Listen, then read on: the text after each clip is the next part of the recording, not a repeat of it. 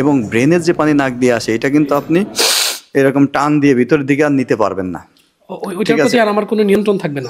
ওইটা অটোমেটিক পড়তে থাকবে। You can not skip back. ওইটাকে আর স্নিপ ব্যাক করা যাবে। যদি অ্যালার্জিক রাইনাইটিসের কারণে বা যদি নাকের পানি আসে, নাকের পানি কিন্তু আপনি দেখবেন যে টান দিলে উপরের দিকে যায়।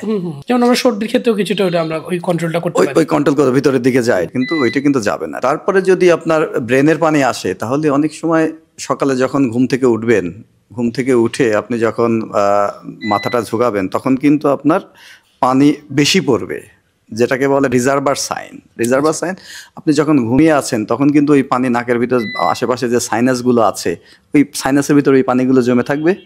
পরবর্তীতে যখন আপনি সকালে ঘুম থেকে উঠে মাথাটা নিচু করলে ওই জমা পানি বের হবে।